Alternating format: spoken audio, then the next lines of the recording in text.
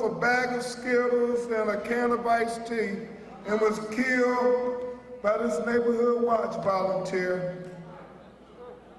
I called him in the middle of the night, and Dr. Crutcher, he answered the bell. When Michael Brown was shot in broad daylight with his hands up, you know, we didn't have video there, but thank God in Tulsa, we got hands up with video.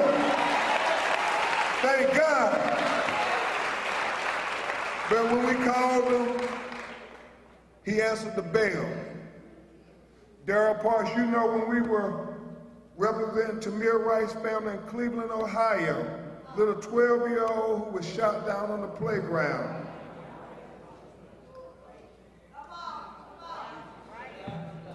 And they dragged his little sister in the snow when she tried to get to him. Reverend Crutcher, when we called him, he answered the bell. When Eric Gardner was choked on video, Ms. Crutcher, he answered the bell. You know, every time I've ever called him, he has always answered the bell. And I just recited to you all the names you know.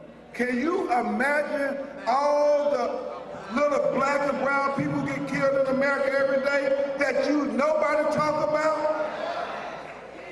But every time I call him, he answers the bell to come bring the national attention to our children. So without further ado, I give you a man, and y'all know him from MSNBC, on Politics Nation. Y'all know him from National Action Network. Y'all know him for No Justice, No Peace. Some of y'all saw him on Empire, and we can go on and on. But to his core, he is a man of God. He's a civil rights leader.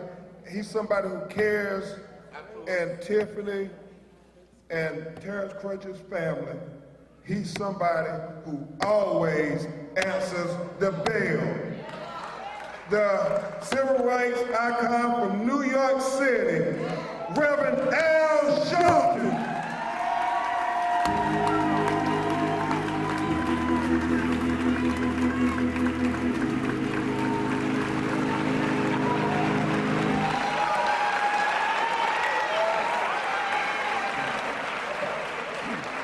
No justice. No peace. No justice. No peace. No justice. No peace. No justice. No peace. No justice. No peace. No justice. No peace. Hands up. Don't shoot. Hands up. Don't shoot. Hands up. Don't shoot. Hands up. Don't shoot. Hands up. Don't shoot. Hands up. Don't shoot. All right.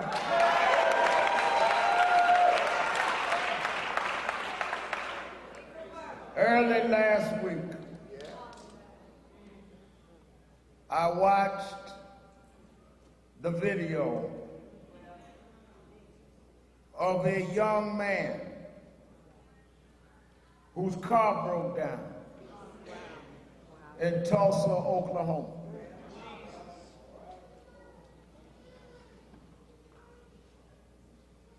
He was not suspected of a crime. There was not a crime in progress. But they came to the scene, and automatically he became profiled as a criminal. Now I want y'all to understand how I'm thinking. That weekend, a man put a explosive in Manhattan, wounded people. They tracked him down in New Jersey. He shot at police and even shot a policeman. But they shot him to wound him.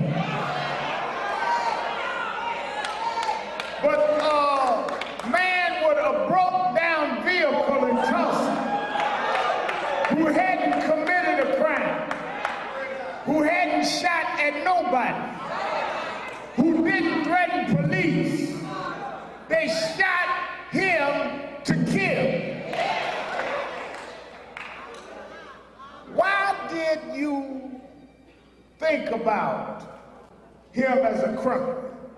Well, one guy said it best in the helicopter. He said that he was a bad dude. Well, how do you know who a bad dude is? Because when I look at Terence Crutcher, he looked a lot like all of us. And if all of us look like bad dudes, then all of us could end up like terrorists. That's why we here tonight. That's why we gonna keep coming. We can't have one set of rules where you shoot to wound terrorists and you shoot to kill people whose car break down in Tulsa, Oklahoma.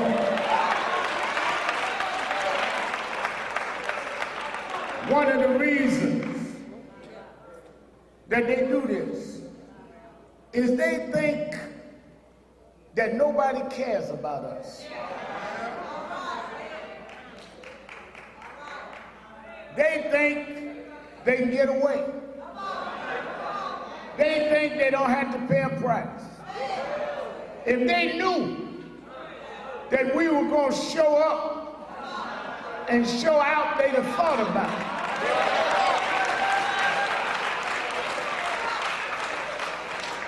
Every time you march, every time you rally, you're adding value to the life of your children, because they know that they cannot just do whatever they want to do.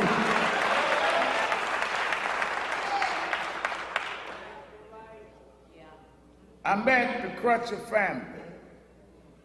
Reverend Joy Crutcher, known all over this country with the Gospel Music Workshop.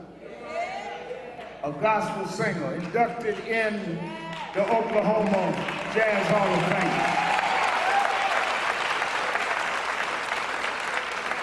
Fame. His wife right by his side. They lost children, but not like they lost terrorists. And the pride they have in Dr. Tiffany Crutcher.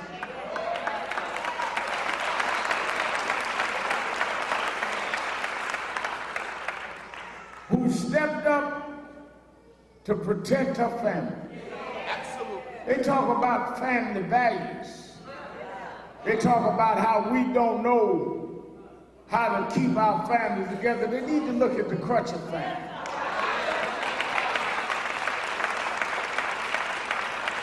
And when we were having our little meeting that morning, I told them, I said, let me tell you something. They're gonna smear you. They're gonna lie about terrorists. They're gonna create all kind of confusion. But freedom comes to those that can hold on for the long run.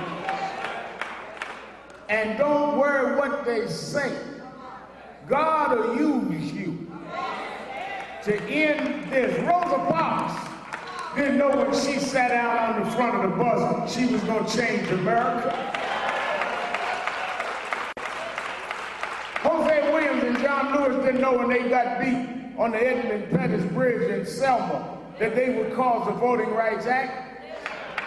Little did they know when they shot down Terence Crutcher right before a general election that you may change the election and the direction of the United States of America.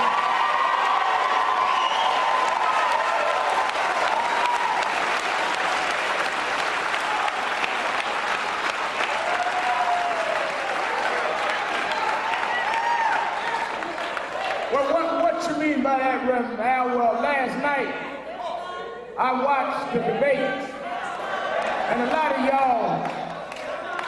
y'all got your views, and I didn't come here to campaign for nobody, but I got mine.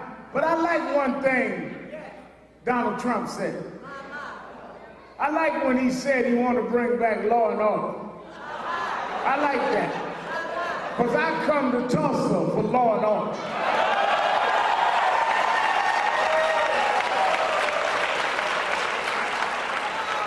Against the law to shoot an unarmed man that doesn't have a policeman in imminent danger. It's against the law to lie and say a man was reaching in a window when the window was closed. It's against the law.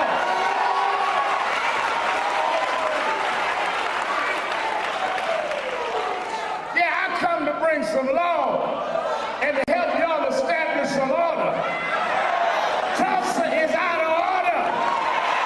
And that policeman in the helicopter and those around that woman need to be brought in order and learn what the law is.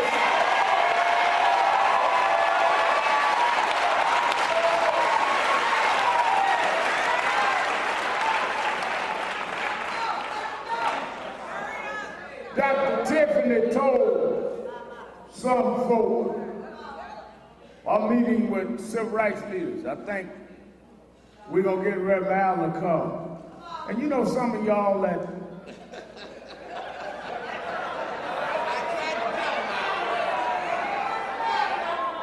think that the folk behind your cubicle ain't going to like that I'm here. Stop saying, oh, they hope he don't bring no trouble. I didn't come to start trouble. I come to stop trouble.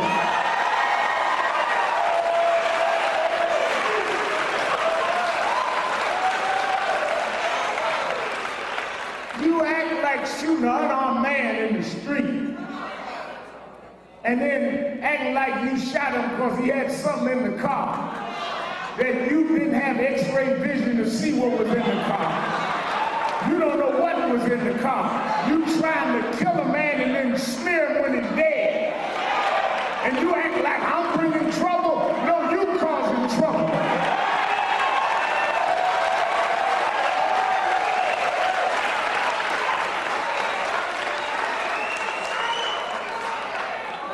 These young folk that stood in front of the court from day one stood up for the best in this country.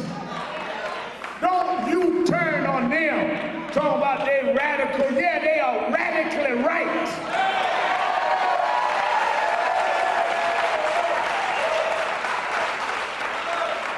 They might not do it your way, you didn't do it your parents' way.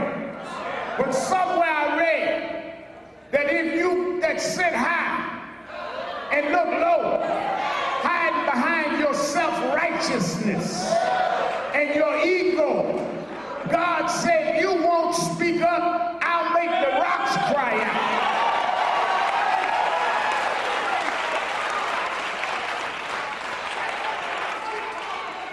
We need a full and thorough investigation of all of the police involved.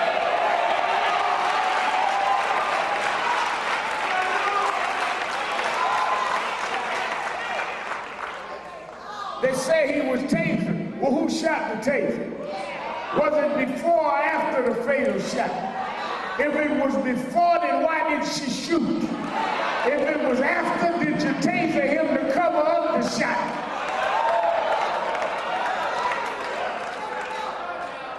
Did y'all try to apprehend her once she shot?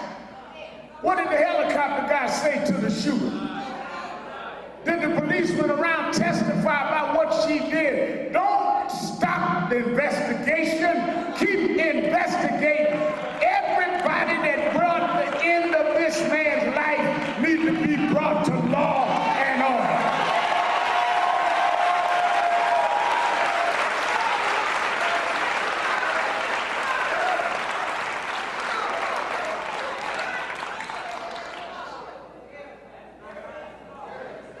This is not a rally to end, it's a rally to begin. We can't stop until there's justice for this family. This man left 4 kids. They lost their dad. They will live every day with an empty place in their heart. Who will take care of these children? Oh, his grandparents and his aunt now. are committed, but they didn't take their daddy. And the city needs to answer to that.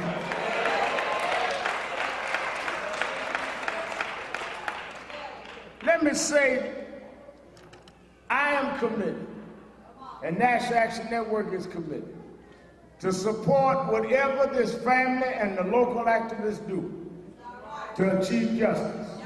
We didn't come to supplant nothing, we come to support. The leaders are those young folk that already started marching, and we're gonna help put a spotlight on it. I didn't come to get publicity. I got my own TV show. I don't need to come to Tulsa to wait for you.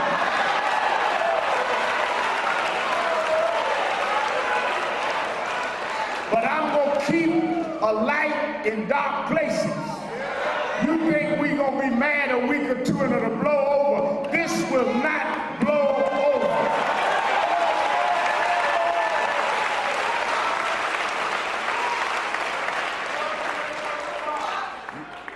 Reverend Crutcher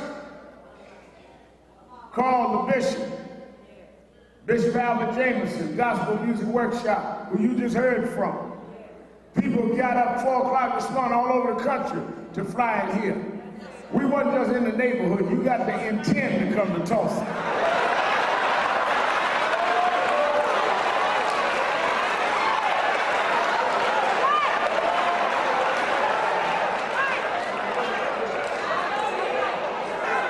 But now we know how to get here. We'll keep coming back.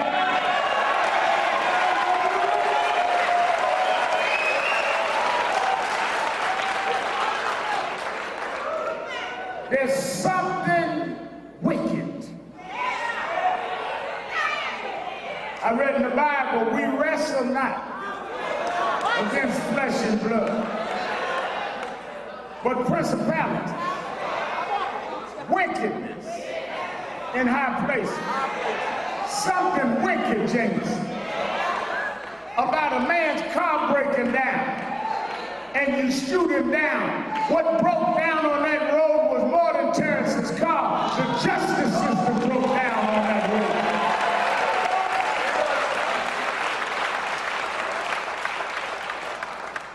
I want his children to know that we are around this nation are with them. And we're going to stay with them. And we're going to stay with your grandfather and your grandmother. And we're going to stay with your aunt. And we're going to stay with the grassroots activists in Tulsa. They will not have to fight this battle alone.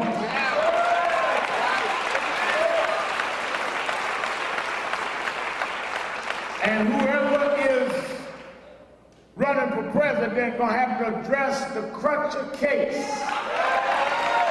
Because if you cannot protect us when our cars break down, then what are we voting for? We're voting for justice and fairness.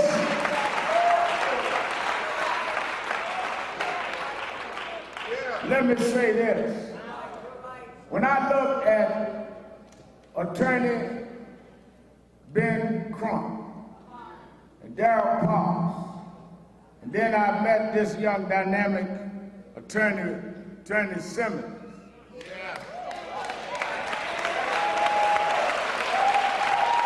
Solomon Simmons. It reminds me of geese.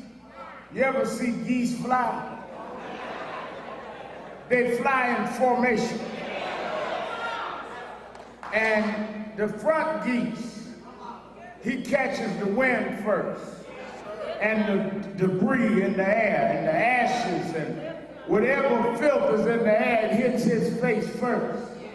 And he takes it as long as he can, and then he folds back into formation, and somebody else comes forward. But they never break formation. I want y'all to know we got at least geese sense. Sometimes the young activists take the front. Then they back up, then some of the old guard take up. Then the lawyers step out. Then the preachers come out and pray. Then the Muslims come and bow down. Then our white brothers and sisters bow out. We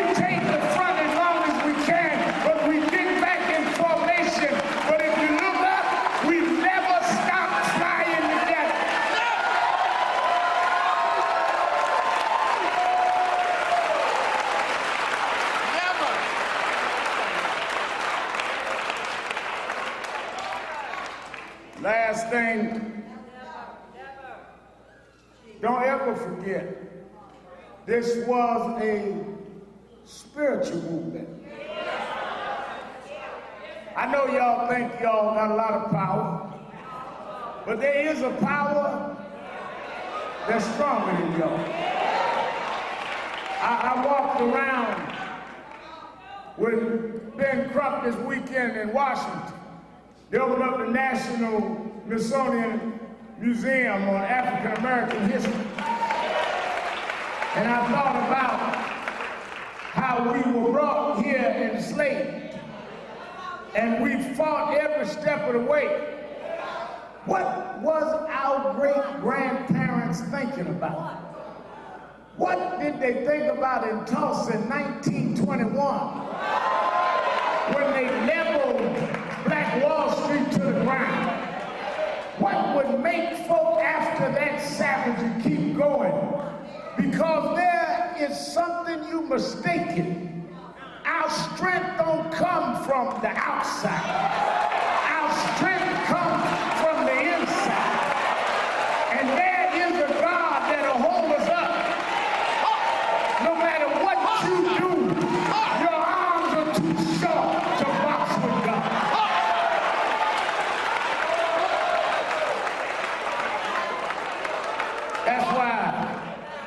That's why Reverend Crutcher had a lot of gospel singing here tonight, because it'll give you strength when City Hall won't hear you.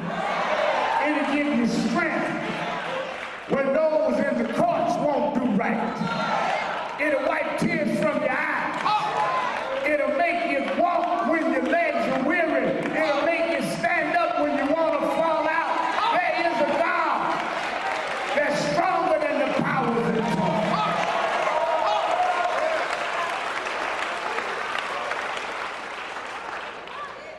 I remember Reverend Crutcher, when I first started, brother reminded me, he heard me tell this story, and I'm going to really be through. You know, Baptist preachers end about 2 times. I'm on my second.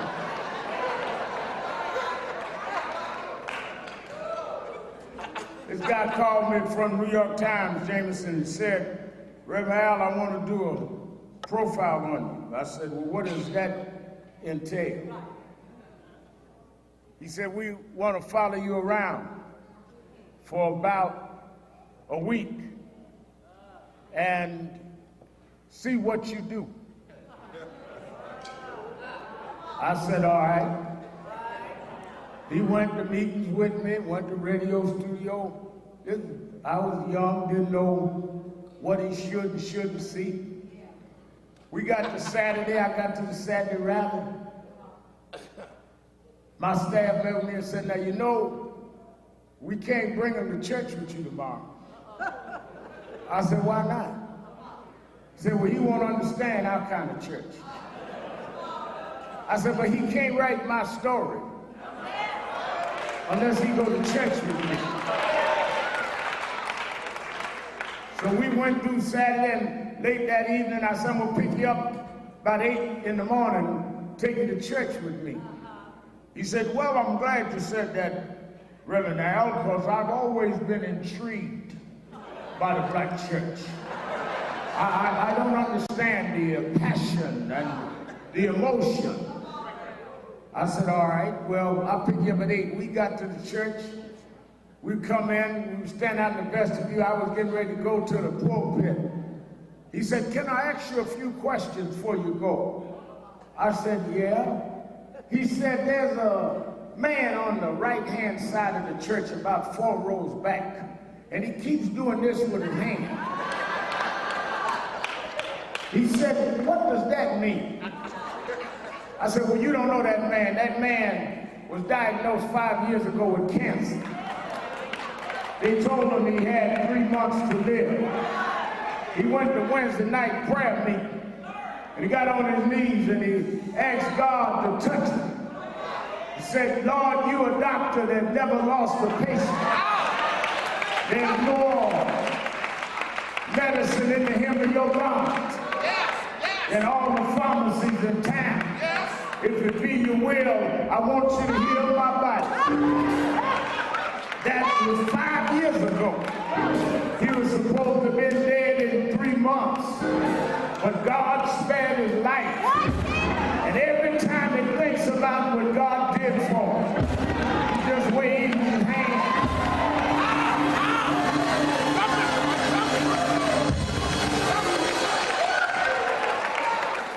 He said, all right, I got that. He said, but there's a lady up in the choir. She keeps clapping and doing this. I said, well, that lady's story is that she lost everything in a flood. They told her they could never find a way to repair it. But somebody read about it in the paper and bought her a new home and a new car. And every time she pops a new car, she knows that only God could have made a way out of no way. And she just claps her hands to thank God for making a way. I got ready. I said, I got to go to the pulpit now. He said, but wait, I got one more. It's just bothering me. I got to ask. He said, there's a lady on the other side of the church. She jumps up out of her seat. She looked like she gonna fall over. It looked like she can't stand up, but she can't fall down. She keeps jumping up and down like she's tilted over. What's that lady's story? I said, well, let me tell you that lady's story. Her and her husband had a business.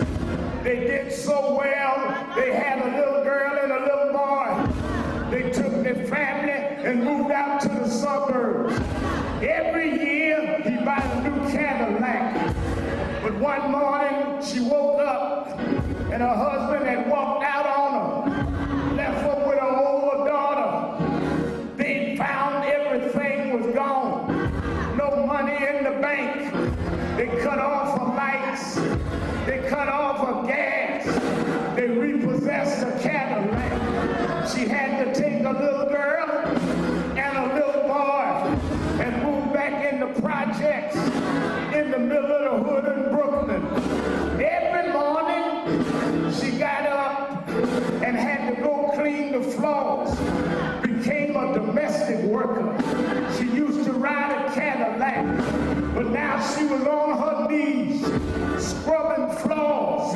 But every morning she walked to the train. She said, Lord, if I never drive a Cadillac, I'll be all right if you take care of my little girl and little boy. Lord, if I never own a house again, I'll be all right if you take care of my little girl and my little boy. Lord, if I never have money in the bank, I won't complain if you take care of my little girl and my little boy. And she lived to see that little girl and that